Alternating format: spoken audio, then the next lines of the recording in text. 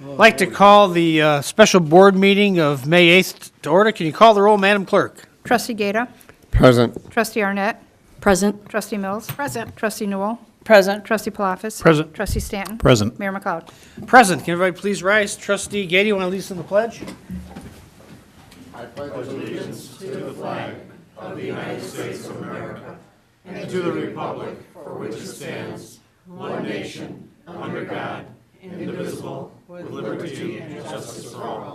Thank you.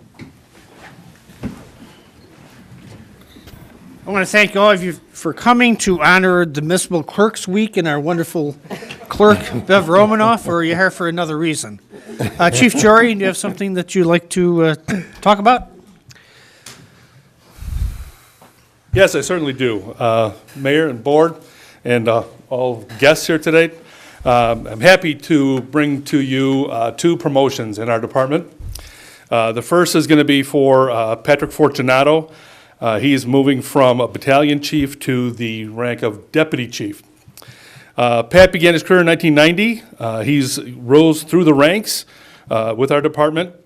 He's been involved in the hazmat team, fire inspections, investigations. He's most recently really been driving our information and technology division. He's completed several large comprehensive projects between multiple agencies in our area, and mostly including the replacement of the dispatch center's computer-aided dispatch system, development of an integrated mobile software application, and replacement of the fire station alerting system. He is also the lead grant writer for our department, in which he has been involved with more than 17 grant requests, which have secured the village more than $1.2 million in grant funding to date. So he's been busy. So he's, I'm happy to bring him up here tonight to receive this next promotion. Great. Pat?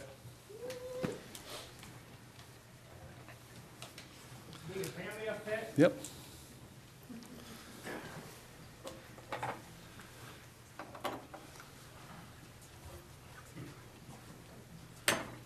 Want to introduce everybody, Pat? My father, Chuck. My mother, Pat. My wife, Nancy, and my son, Alex. Great, great. It's a great day when we have people promoted within the ranks, doing a higher leadership position. That's great. It's good to see so many of your colleagues here today. This is going to be the safest building in Hoffman Estates at this point. Okay, let's do it. I, Patrick Fortunato, I, Patrick Fortunato, having been appointed having been appointed the office of Deputy Fire Chief to the office of Deputy Fire Chief in the village of Hoffman Estates, in the village of Hoffman Estates, in the county of Cook and Kane, in the county of Cook and Kane, do solemnly swear or affirm do solemnly swear and affirm that I will support the Constitution that I will support the Constitution of the United States, of the United States, the Constitution of the State of Illinois, the Constitution of the State of Illinois, and I will faithfully discharge and will faithfully discharge the duties of the office of the duties of the office of Deputy Fire Chief according to the best of my ability. Deputy Fire Chief to the best of my abilities. Congratulations. Stand here.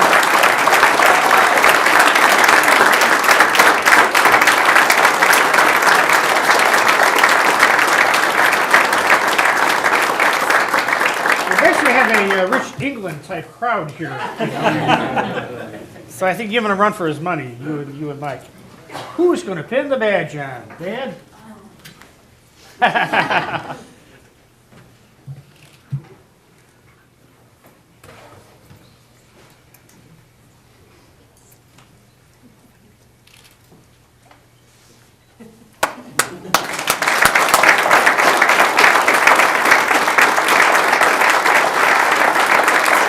Congratulations, Chief.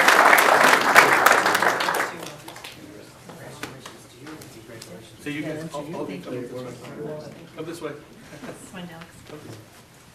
You get to shake their hands. Congratulations, sir. Congratulations.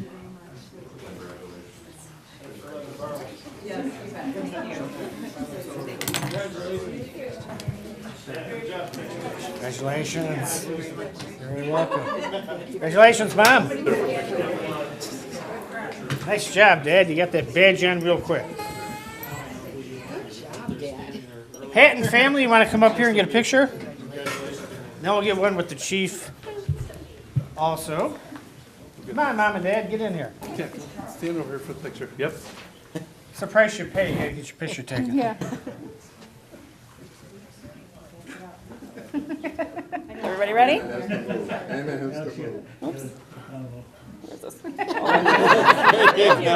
One, two, three.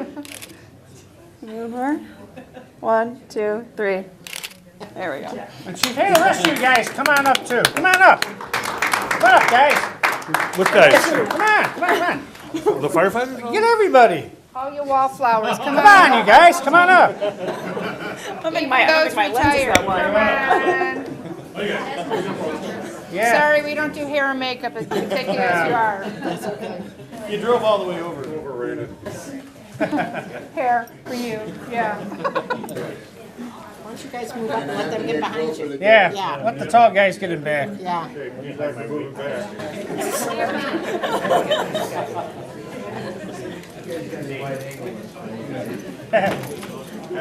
Ah, don't get it in. Stand in the middle of the room. Yeah. Okay, everybody needs to squeeze in just a little bit. I've got almost. Get friendly, guys. Come on. Like you live together. Yeah. Yeah. All right. You ready? 1, 2, 3. 1, 2, 3. One more. 1, 2, 3. Maybe not. There we go. All right. Great. Good job.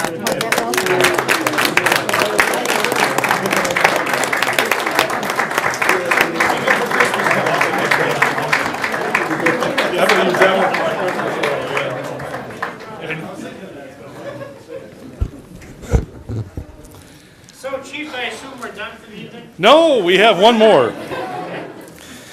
The next member I'd like to bring up is Michael Buckle. Mike began his career in 1991. He also has risen through the ranks. Mike was heavily involved as our dive team leader. He's been the right-hand man for Tom Mackey in the training division most recently. He's been on the SCBA committee, EMS, safety, protective clothing. He's been a fire investigator. And as a captain, he has overseen the operations of his assigned station. So I'd like to bring up Mike Buckle now Come on, Mike. to become a battalion chief. Come on up, everybody. So, Michael, what do you do in your spare time? Let's see, I've got 2 young boys here to take care of. All right, you want to introduce everybody? Important to me. So this is my wife Terry, All right. my son David, David? his wife Kelly, Kelly? and my son Jacob. So is that the third generation of firefighters you got there, Mike? Yep. Yeah? We're swearing him in July. That sounds good. Okay, let's do it, Mike. All right. I'm Michael Buckle, I, Michael Buckle, having been appointed to the office having been appointed to the office of Battalion Chief of Battalion Chief in the village of Hoffman in the Estates, village of Hoffman Estates, in the county of Cook and Kane, in the county of Cook and Kane, do solemnly swear or affirm do solemnly swear and affirm that I will support the Constitution that I will support the Constitution of the United States, of the United States, the Constitution of the Constitution of the State of Illinois. the State of Illinois. I will faithfully discharge the duties I will faithfully discharge the duties of the office of Battalion Chief of the office of Battalion Chief according to the best of my ability. according to the best of my ability. Congratulations, Chief. Order up front here.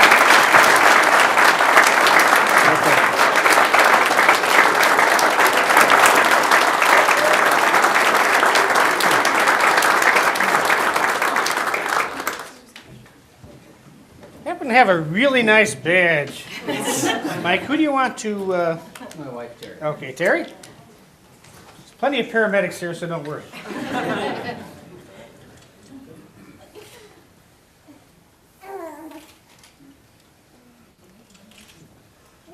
Oh, good job. Good job.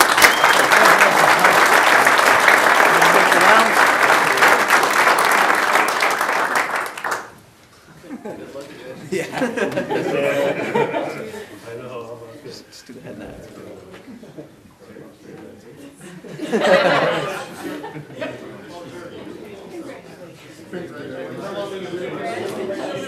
Good job, Michael. Congratulations. Congratulations, Terry. Congratulations. We can sign him up. Congratulations. Congratulations, that's great. Everybody get up here for a picture, and then we're going to get everybody up here again. Just a quick side note, these positions became available due to the recent retirement of my last deputy chief, a great guy, Greg Schultz, who's also here in Hey, the audience Greg. tonight, so because of him, so.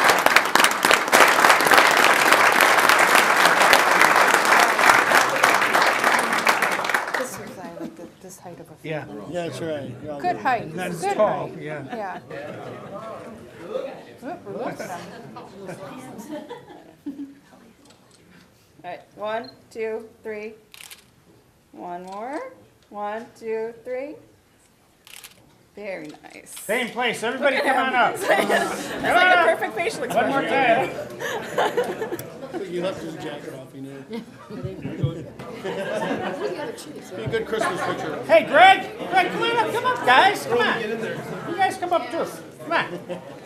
Hey, Pete Berkovich, you get up here too. You got Steve out there, you got a whole. Hey, look at the Tom. You got Hayne out there. Hayne, come on up. How you guys? Yeah, Squeeze together, guys. Oh, they're leaving. they don't want to be Let's part start of the it. party. We got you. 1, 2, 3. One more. 1, 2, 3. And one more for good measure. 1, 2, 3. Perfect. Good job. All right, congratulations.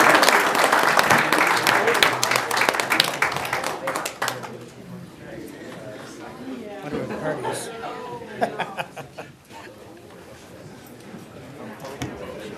Nope.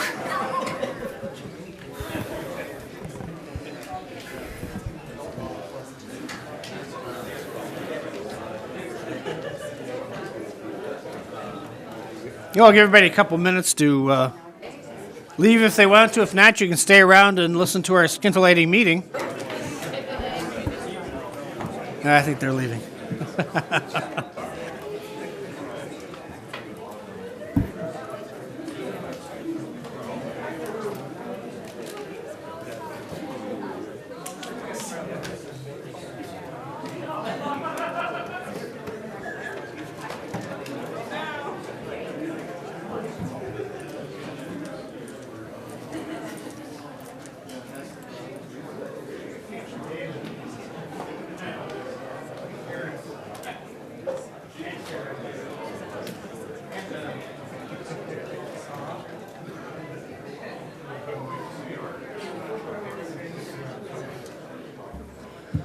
Okay, we have the board and commission renewals. I sent a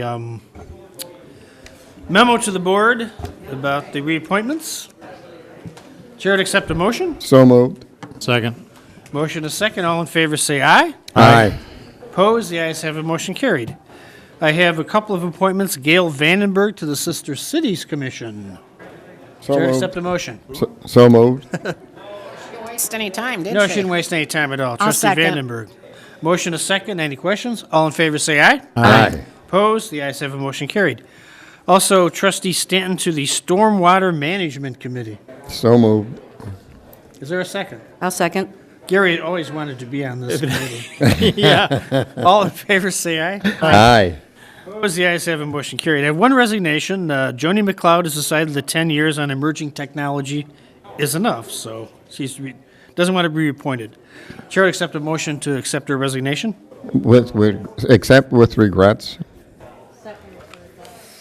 All in favor say aye. Aye. Opposed? The ayes have it. Motion carried. Okay, we did have some events this week. We attended the Celtic Fest Commission meeting, the recap.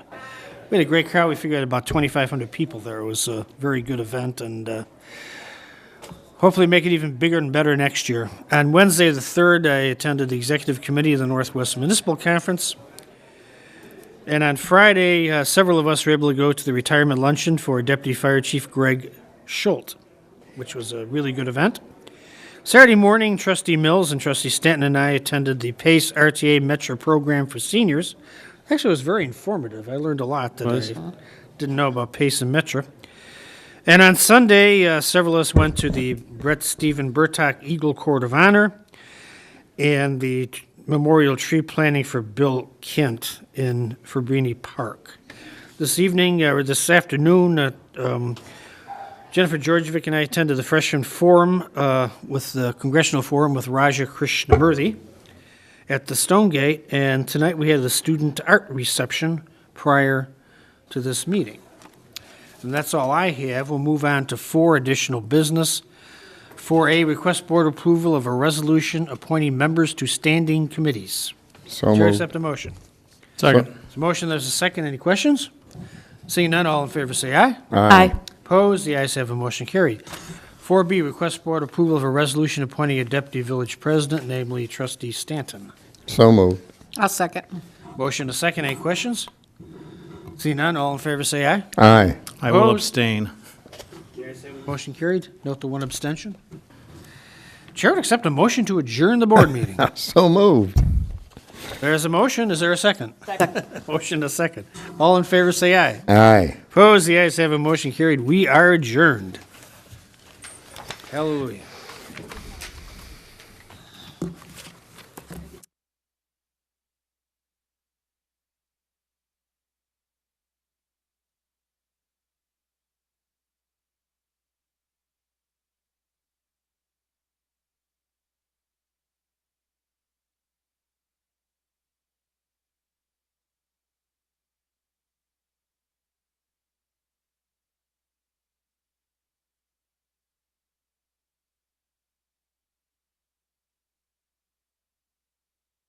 Please call the roll.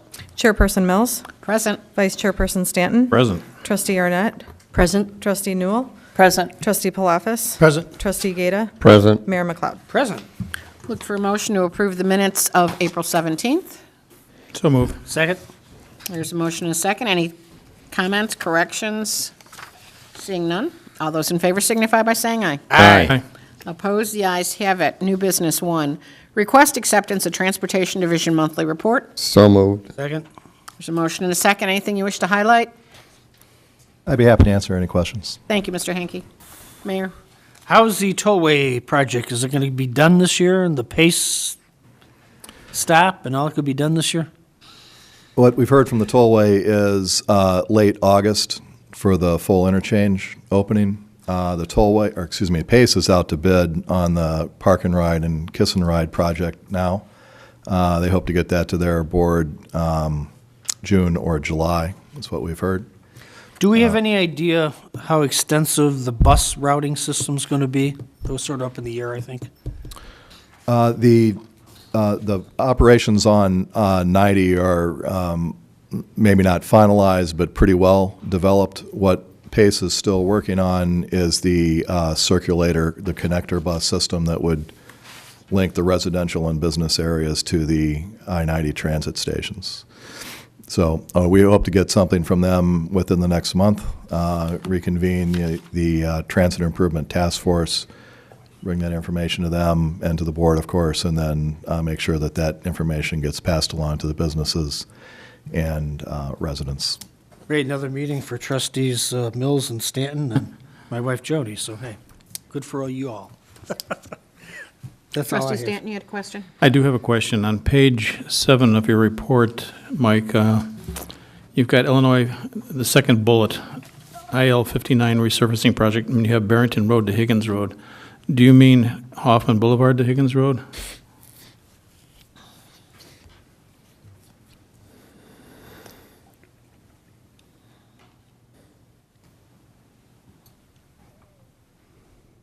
No, Higgins meets No, Route it's that, 59 up in Barrington, Yes. doesn't it? yeah. Oh, on you the- mean, well, it doesn't meet Barrington Road, though, does it? Well, Yeah. yeah, Barrington Road. Right, because there's a they come split there. together right Okay, south of Barrington. I understand what right. you're saying. Okay, so Yeah. all I asked that my is, husband about So that it's, okay. it's from there down to Higgins Road, and then the other project is from 90 to the south. Okay, so that's, is from Hoffman to Higgins going to be included in this as well, or no? That is not, no. Okay, I know that there's some pavement maintenance issues there with some dips in the pavement that we've let IDOT know about, so we'll share that with them again. okay, thanks. one. Anything else? Not from me. Okay, President's report. Nothing else, Madam Chair? I see nothing else to come before this committee. I look for motion to adjourn. So moved. Second. All those in favor signify by saying aye. Aye. Opposed, the ayes have it. We're adjourned. I'd like to call to order the Planning, Building, and Zoning Committee for the Village of Hoffman Estates on May 8th, 2017. Roll call, please. Chairperson Stanton. Present. Vice Chairperson Arnett. Present. Trustee Mills. Present. Trustee Newell. Present. Trustee Palafis. Present. Trustee Gata. Present. Mayor McLeod. Present. Looking for approval of the minutes of April 17th, 2017. So moved. Second. Thank you. Anybody notice any corrections or deletions that need to be made?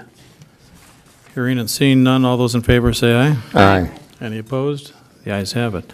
Now we have approval of the minutes of 2014, 2017. Do we have a motion for that? So moved. Second. Thank you. Anybody notice any corrections or deletions for that? Hearing and seeing none, all those in Those favor? deferred? I thought they, maybe I'm wrong. Yeah, the 24th is a deferral. Yeah, it is a deferral, you're right. Sorry, everybody. Screw up on my first try. All right, so then we have a motion for, we need a motion to defer those. Move to defer the minutes of April 24th. Second. Thank you. All those in favor of the deferral, say aye. Aye. Aye. Any opposed? The ayes have it. New business, request approval to adopt the 2015 International Codes, 2017 National Electric Code, NEC, and the applicable state of Illinois codes, which related amendments in Chapter 11, Building Requirements, and Chapter 12, Water and Sewer Systems of the Hoffman Estates Municipal Code. So moved. Second. Do we have any discussion on that? Gentlemen, can you explain what we're doing? Yes. The request is to adopt the latest available editions of the ICC codes and the NEC, the National Electric Code. And it's a process of revision that began a couple of years ago, considering changes. And normally the books are updated in 3-year cycles in order to reflect the changes in technology and also materials. And 2011 was the last time that the codes were updated, and so the village typically is on a 6-year cycle, so every other update of the international codes, the village will typically update as well. And most of the changes that were made are in the amendment section, so that is the 11.1.2 section, and it has simplified a lot of it by standardizing the text and reducing a lot of the redundancies that had been in there in the past. Thank you. Yes, Mayor. Yeah, aluminum conductors, what's that all about? Up until now, Hoffman Estates has deleted aluminum conductors from the code. And this edition of the code here, this update of the code here, we would like to put aluminum back in the code, but only in sizes number 4 and larger, where the smaller sizes, I don't believe that aluminum can meet the standard. I think it's a little more brittle, but after number 4 and higher aluminum, there's no reason to delete aluminum, and it should be allowed and to be used in service entrance cables. It's cheaper than copper, and it's a viable wiring method. Well, I certainly defer to your judgment, because I'm not a judge of this, but if you're comfortable with it, it's fine with me. Anyone else that have any other questions? Okay, hearing none, we do have a motion up. You have something out in the audience, someone out there. Sure. Thank you. You were hiding behind a pillar on me, Doctor. Thank you. Bob, is the mic on? Robert Steinberg, 4158 Portage Lane, Hoffman Estates. Is all of Hilldale rid of aluminum now, residential? I don't know. Because it was originally built with aluminum, which would be 14 gauge. Yeah, and I'm not aware of more than a handful that have changed it to copper. I'm not sure if the homeowners association made them change. People were doing it, but having an electrician and getting it out. So the size 4 can be tightened down tight enough so that corrosion doesn't develop at the terminal? Like Yeah, a size 4 aluminum wire is a size that doesn't require protection from physical damage. So it's a beefy cable. I don't think that there's anything wrong with a home that's wired in aluminum. Except for the people that switch out the receptacles with non-aluminum compatible. Yeah, you really should be a qualified person to work with aluminum wire, because it can be a little bit more brittle and subject to what's called creep. It moves underneath the screw head, the terminal. Yeah, I mean, there were a lot of short circuits over at Hilldale, people burning out circuits from loose connections, because it loosens up all by itself and everything, but Copper does that too, but aluminum does it just a little more bit. often, I think. I sent you all an email. I was reading through that. It's very interesting to read through the codes. I mean, very impressed with the fire codes, safety codes, sprinkler codes, evacuation stuff, and all that and stuff. And it's good that it's international, with things like that, construction, water, sewer, electric. But my eye caught a mention of weeds, plural. And I ride around town and I see people that just don't care. And I was always told that there was a 10-inch ordinance. If the weeds got a 10-inch, they could be cited. And maybe it wasn't in anything, because now they're changing it to 10-inch. It's always been 10-inch.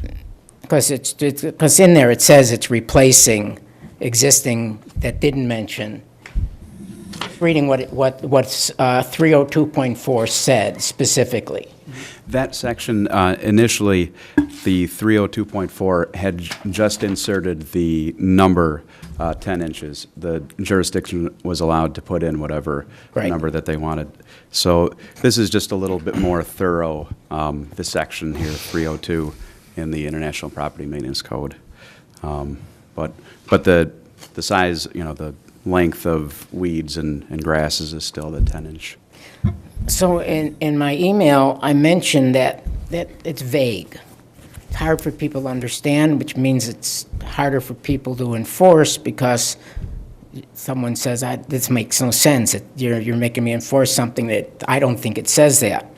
And what it's going to say is premises, exterior property, and any public right-of-way immediately adjacent to the property shall be maintained free of weeds or plant growth in excess of 10 inches. Well, my bushes are plant growth. My trees are plant growth. It doesn't mention turf. It doesn't mention lawn, because I'm assuming that's what it refers to.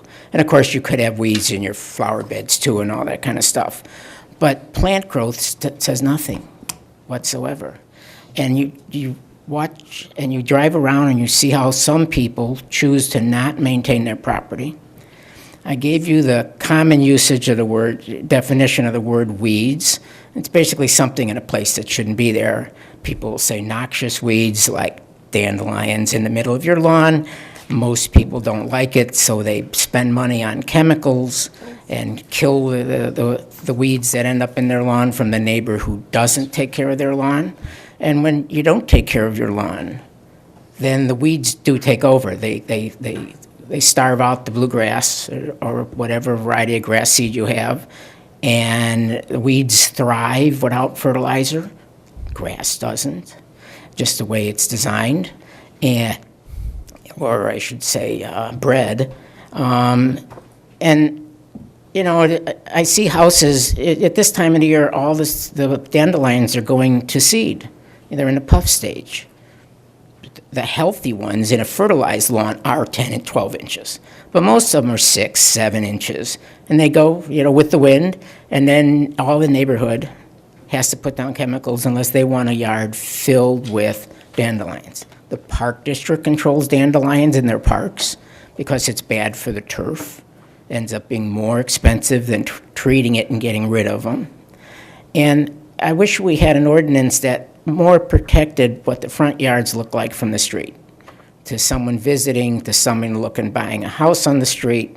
And, you know, that the front yard is maintained to a standard.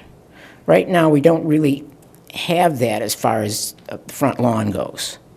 And I wish the code would address that you actually had to take care of noxious weeds. Because by the time it's 10 inches, you know, let's say a lawn, if a lawn got 10 inches, it hasn't been mowed in 6 weeks. And then the letters get sent out. And it could be another month before anything happens, where the village steps in and ends up mowing it and charging back the homeowner. And by then, oh my goodness, it's 2 months it's looked bad.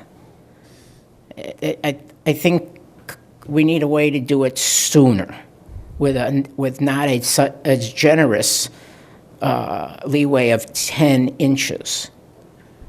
It just doesn't look good. It really doesn't. And someone who doesn't mow their lawn at least once every 2 weeks doesn't mow their lawn until they absolutely have to.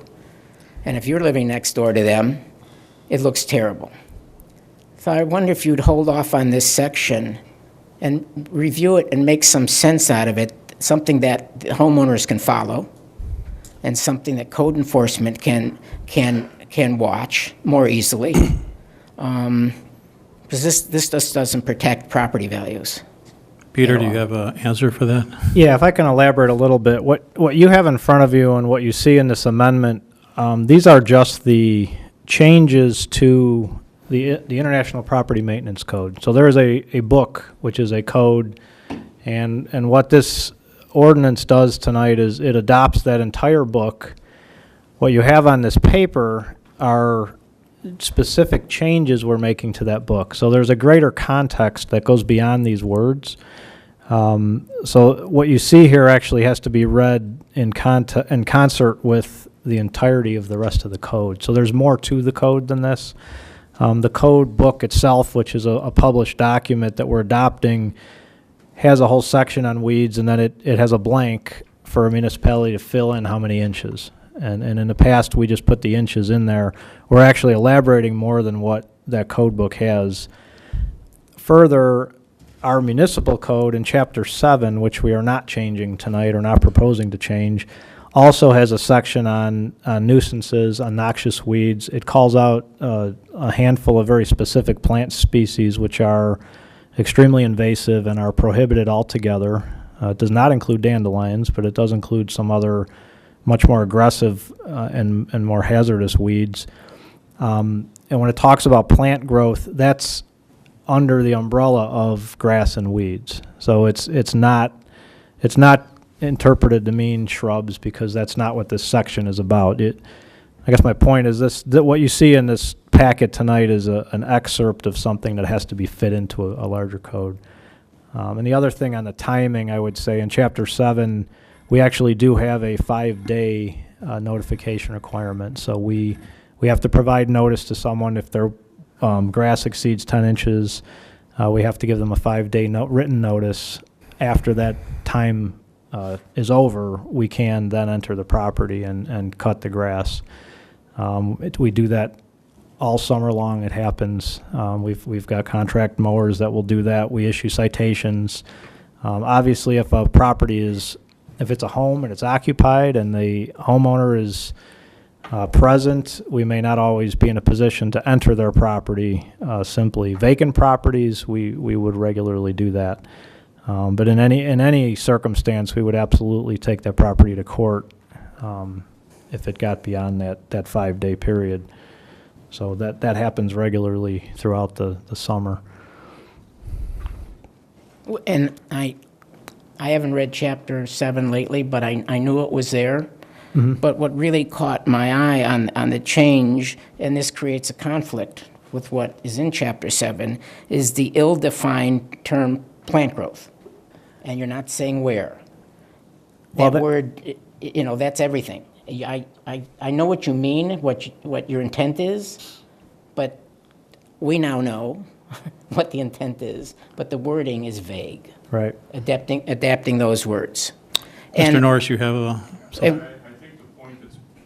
I think the point that's being missed is that the International Maintenance Code, the provision that we're amending this into is only about grasses and weeds. It's not about bushes or trees.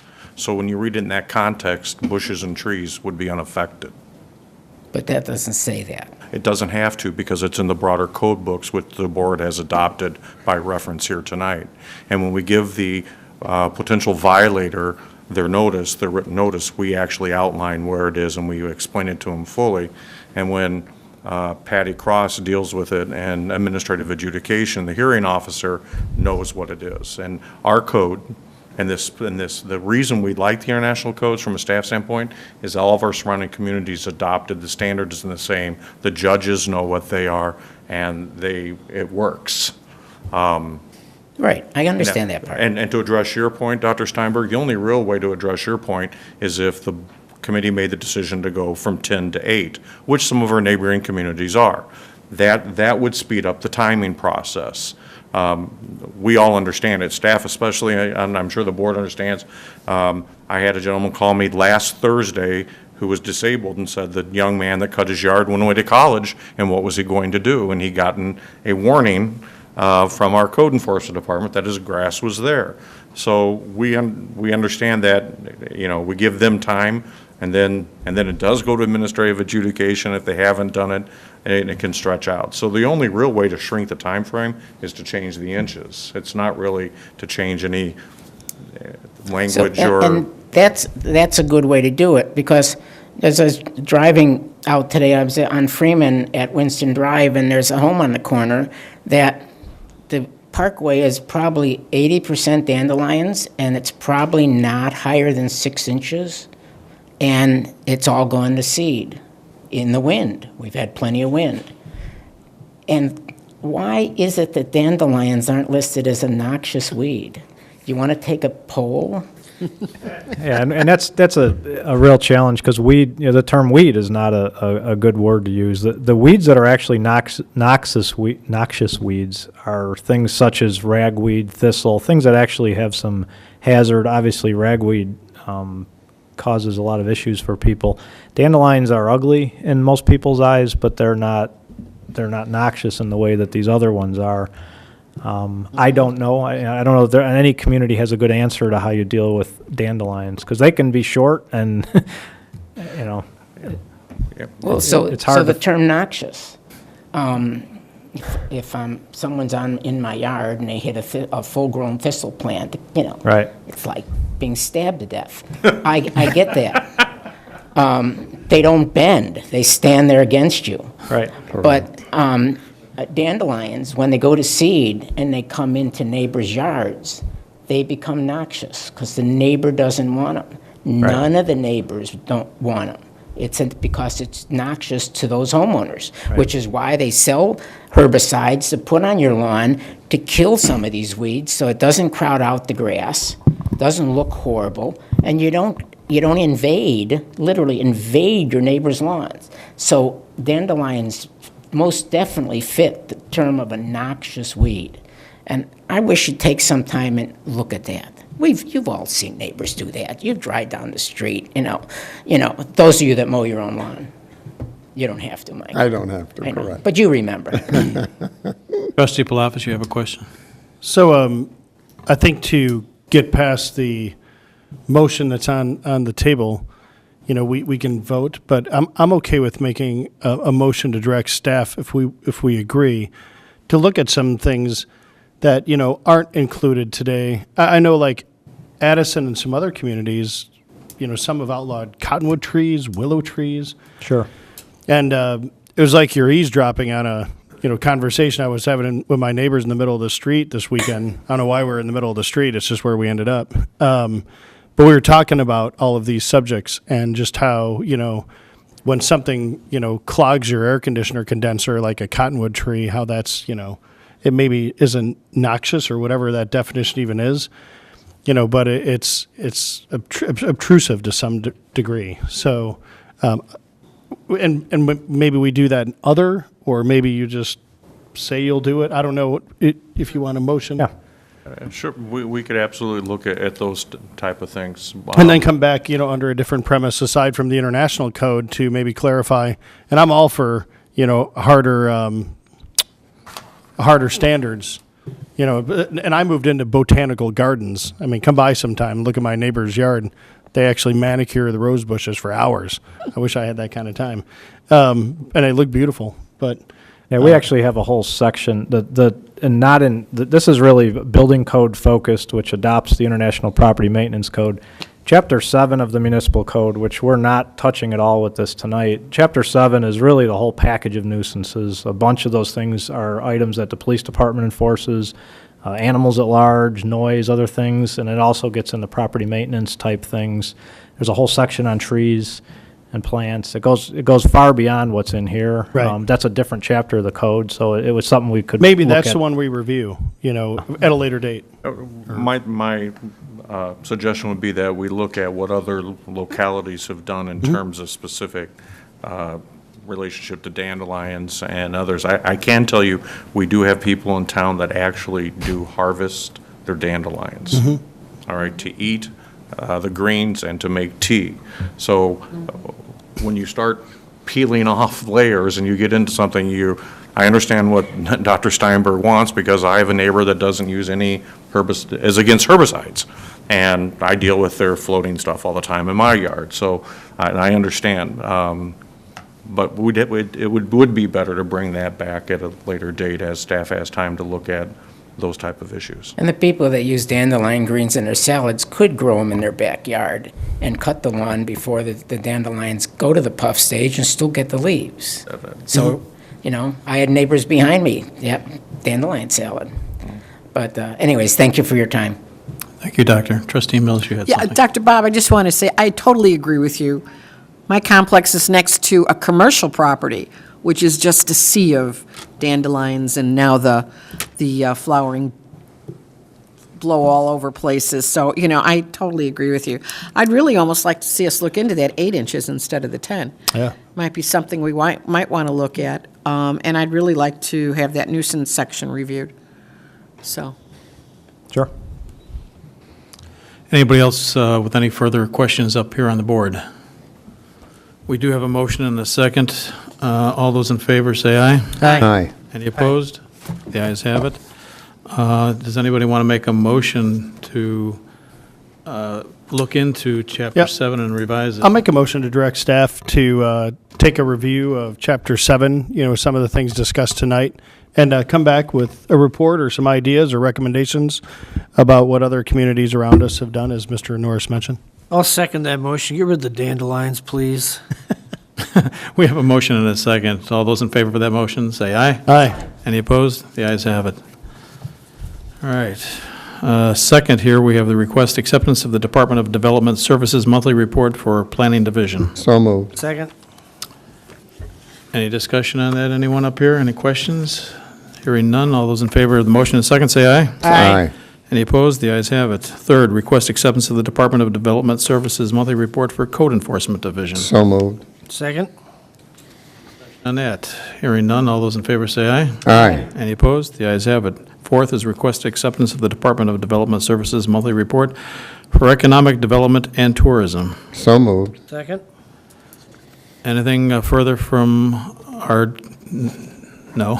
All right. Thanks, Kevin. All those in favor say aye. Aye. Any opposed? The ayes have it. President's report. Nothing else, Mr. Chair. Thank you. We have nothing in other items in review, so motion to adjourn, someone? So moved. Second. Thank you. All those in favor of the motion, say aye. Aye. Any opposed? The ayes have it. We are adjourned.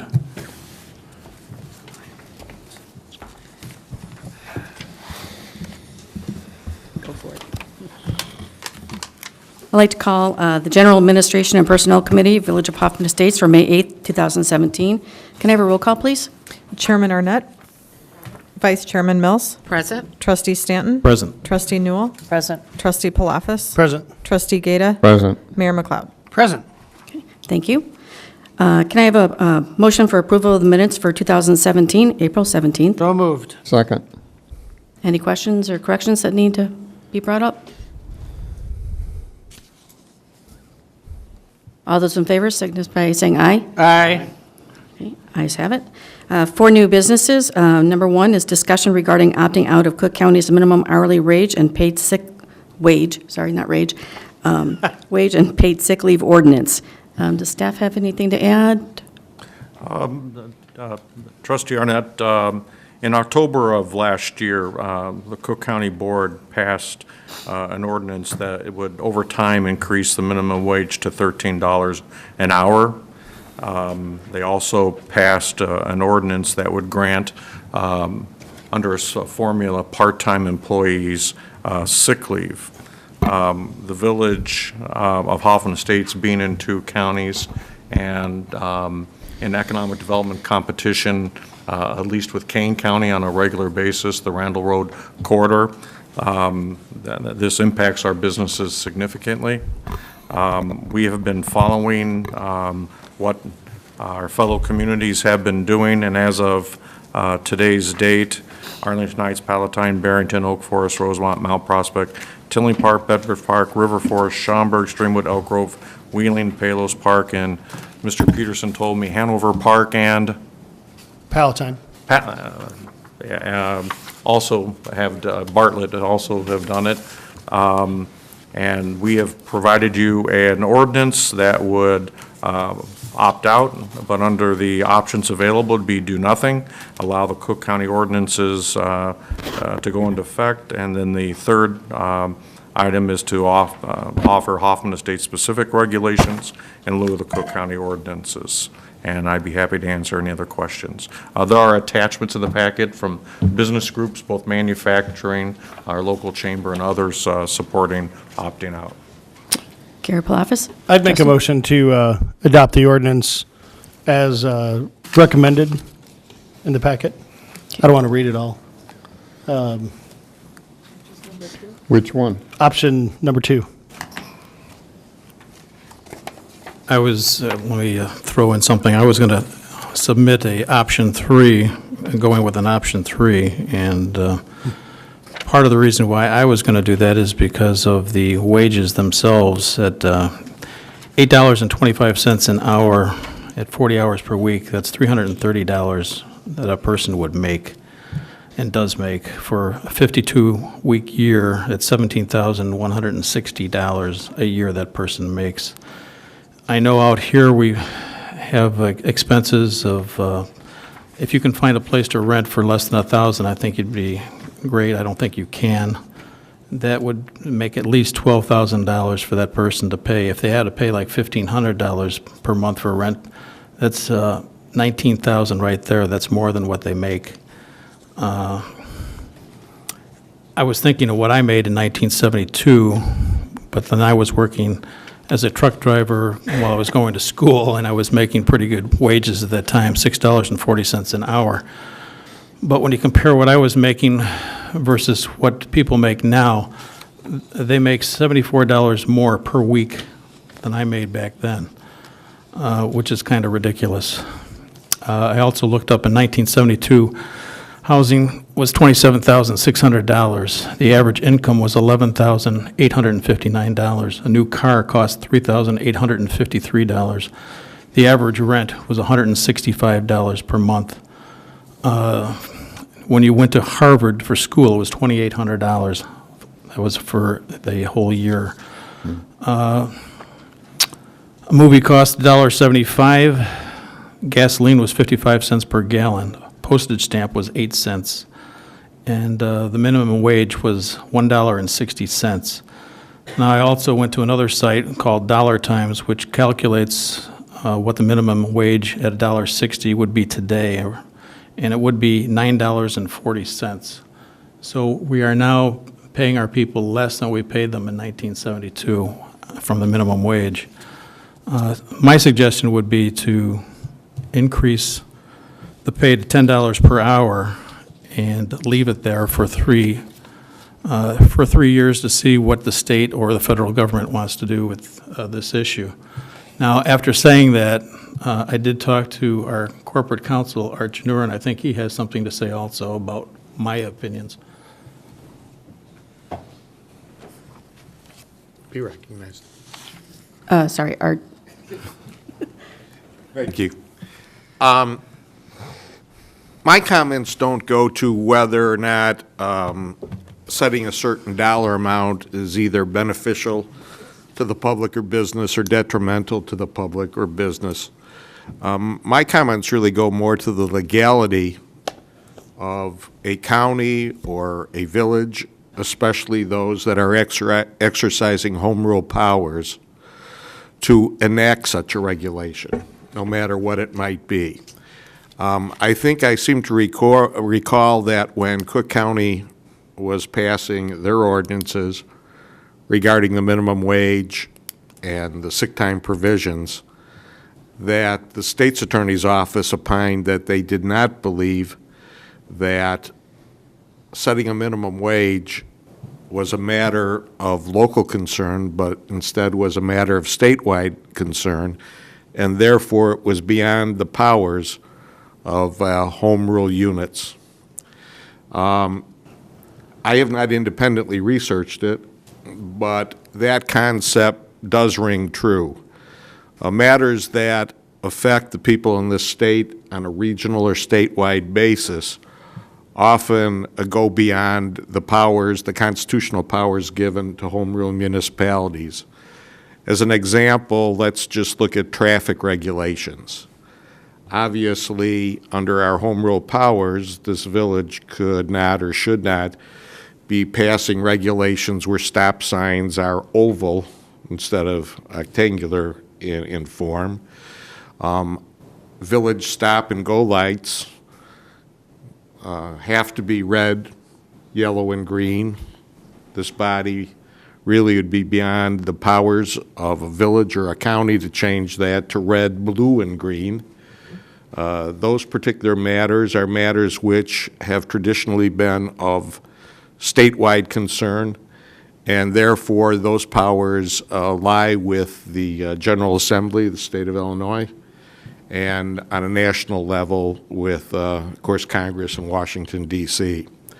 So once again, I'm not opining on the benefits or the detriments in choosing any particular dollar amount as a minimum wage. I'm simply commenting on the fact that the power to enact these type of regulations, I believe, is not one that lies with home rule municipalities or home rule counties. And as I mentioned before, I believe a similar opinion was made by the Cook County State's Attorney at a prior date. That's all. Thank you, Legal Counsel. Mayor McLeod? Yeah, I think this ideally would be done nationally. I mean, the state has the same problem we do, being close to another county. They're close to other states. That being said, was that a motion, an amendment to the motion, Trustee Stanton, that you made? I make the motion. Yeah, there was I did not make a motion. I just made a. I'll second it. I wanted to Second it for discuss. discussion, certainly. Yeah. Well, which motion are you seconding, his or Trustee His Palafis? amendment. That one is already on the floor. Nobody seconded it. There was nobody Nobody second seconded. Trustee Palafis's. Okay, then it's Trustee Stanton's. You didn't make a motion. No, I just put it out there for discussion that it should be $10. However, hearing what the council has said and being a lawyer myself, I do not want to violate the law, nor do I feel the village should violate any laws. And I would, at this point, second the motion for Trustee Palafis in the sense that that would not violate any laws by not going along with the Cook counties. Thank you. Trustee Mills? Yeah, if we do pass this motion tonight, can we also make an addition to the motion stating that we strongly urge the state and/or federal representatives to look into this further? We absolutely can take that as a matter of legislative intent of the, Yeah. of the body, absolutely. Okay. I'm okay with editing the motion to include that language. And I second that. Thank you. Something else? Well, yeah, right now, we have before the board an ordinance that's been, a motion has been made, a second has been made. Then Trustee Mills made another motion. I think it's kind of the intent of that motion was to either add a whereas to the existing ordinance or to prepare another resolution calling for the sense of the body. And I just think it should be clear which it should be. My intent was that we could do it after the approval of, I had said if this was approved. So we could approve it first, and then we could always request staff to make it known to the other government bodies. Thank you.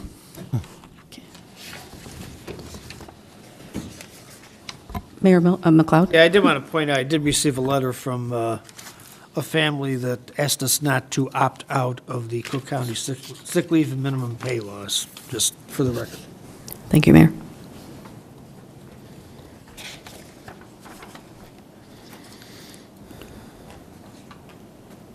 Oh, I'm sorry, any questions from the audience? Dr. Bob?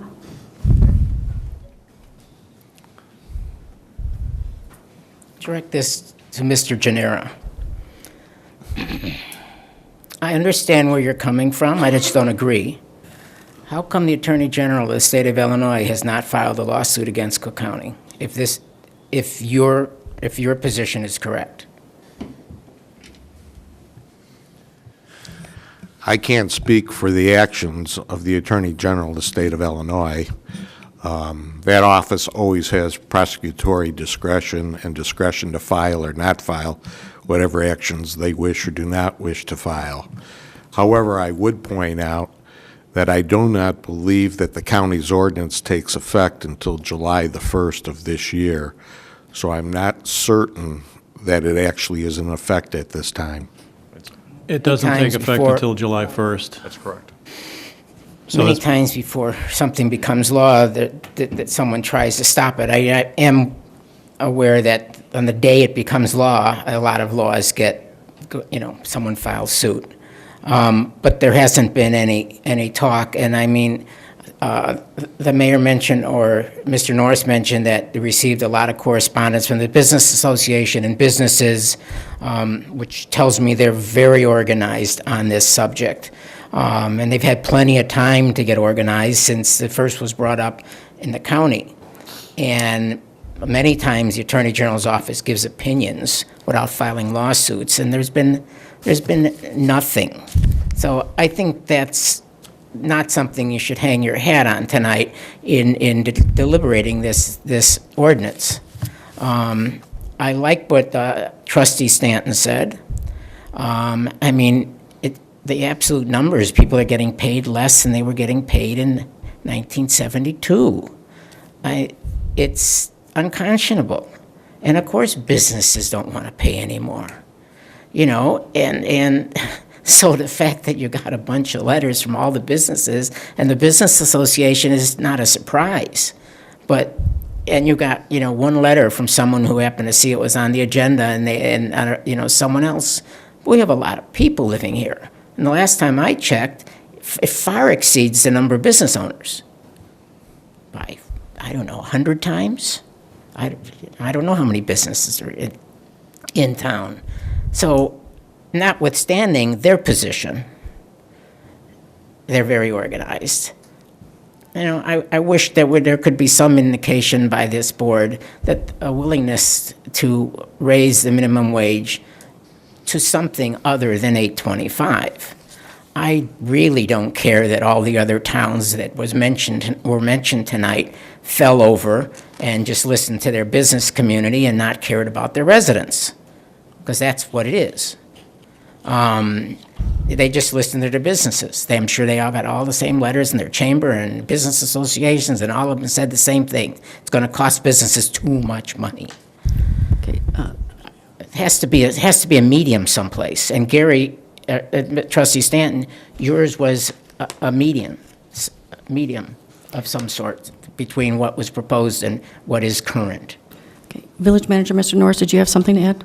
I would just say that I think that, with all due respect to Dr. Steinberg, he's making a quantum leap that people that are proposing this, including staff, are opposed to an increase in prevailing wage. We've never said that. No, not the staff. No, I don't want you to think the staff. Or even the board. And I haven't heard one member of the board say they're opposed to an increase in prevailing wage. What I've heard them say, it should be done on a a larger geographic area. And I rejected that. And that's your. Because that- you're not. But I would submit that we don't have a wage and hour division. We don't have the infrastructure as a municipality to enforce it or adjudicate it or any of those things. So it really needs to be, at least at the county level.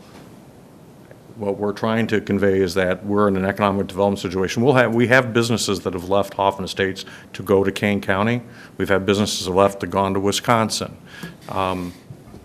Sprinkler ordinance? Oh, no, I would say because of the property taxes and the taxation That policy too. of Cook County. Yeah. And the lack of a state budget, way more than anything this village has done. And the other states are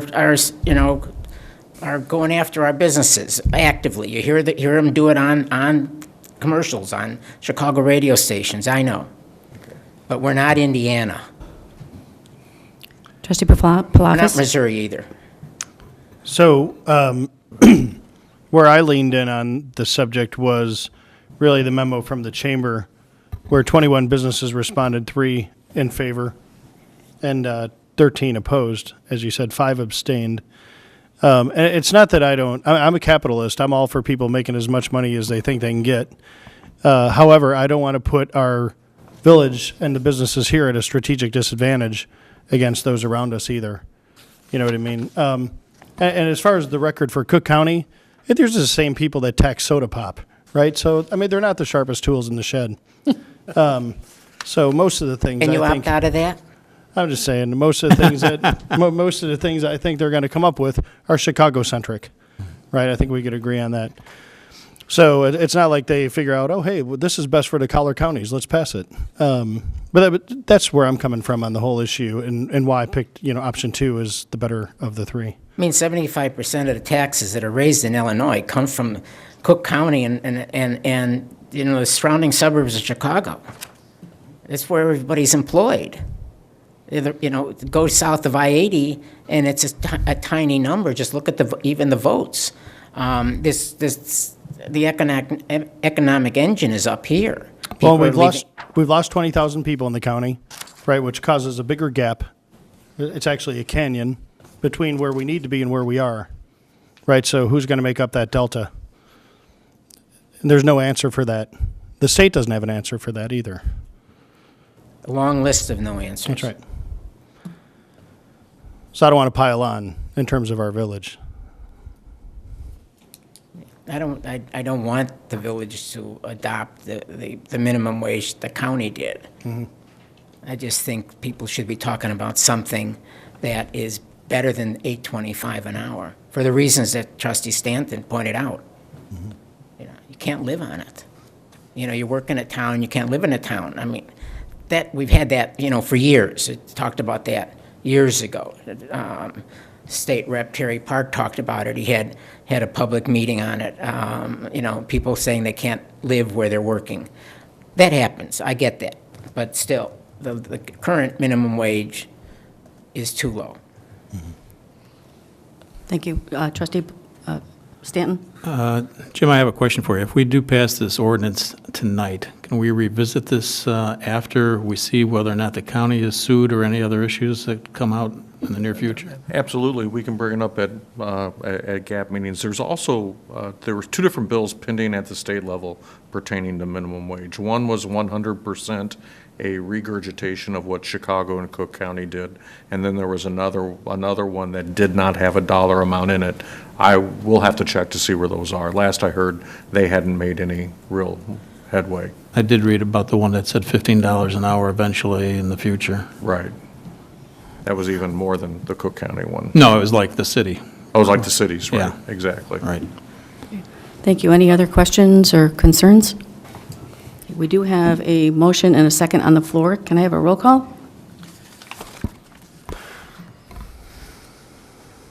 Do a voice. Oh, voice roll call? You can, Or whatever you a want to do. voice vote, You sorry. can do the roll call or a voice, whatever you want to do. We can do a voice. Sorry. Chairman Arnett? Aye. Vice Chairman Mills? Aye. Trustee Stanton? Regretfully, aye. Trustee Newell? Aye. Trustee Palafis? Aye. Trustee Gata? Mayor McLeod? Aye. Thank you, ayes. So sorry. He's holding back. Thank you, ayes have it. Move on to number 2, request acceptance of cable TV monthly report. So moved. Second, any questions? Anything to be added? All those in favor, signify by saying aye. Aye.